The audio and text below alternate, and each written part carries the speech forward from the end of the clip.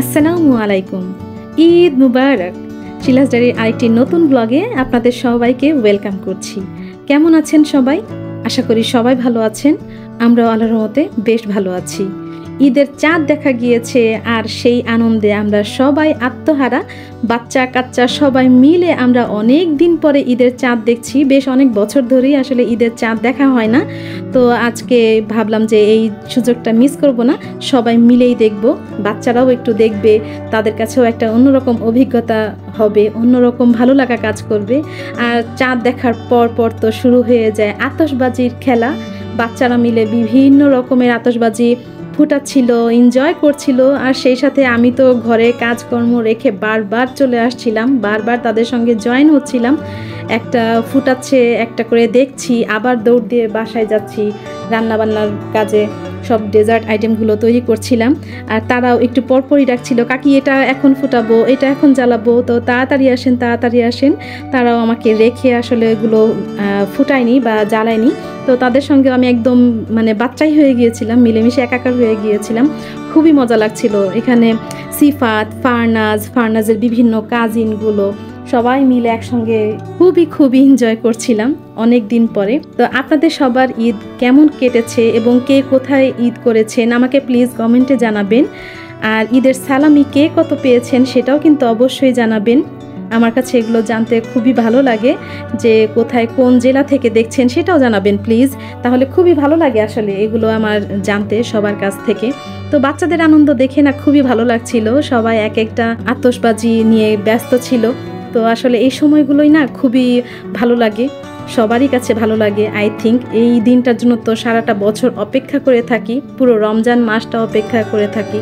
রমজান মাসটা তো চলে গেলে আসলে অনেক খারাপ লাগে, কিন্তু আসলে কিছু তো করার নেই। এই রমজান মাসটা চলে যাওয়ার পরে তো আল্লাহ আমাদের জন্য সুন্দর একটা গিফট রেখে দিয়ে যায়, এই রোজার ঈদ।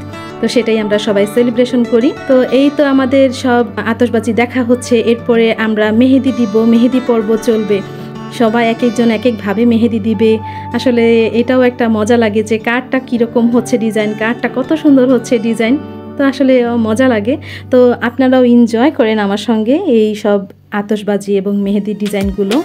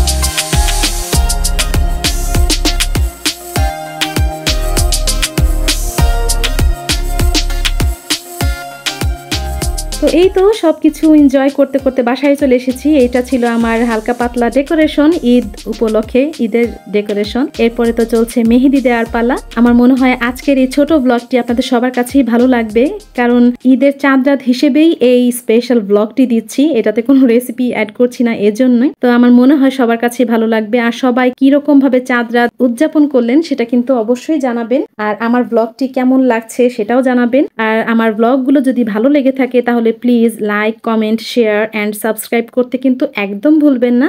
আর যারা ইতিমধ্যে সাবস্ক্রাইব করে রেখেছেন তাদের জন্য রইল অসংখ্য ধন্যবাদ। আর আমাদের এই যে চাঁদ রাতটা, এই তো মেহেদি দিচ্ছি আমরা।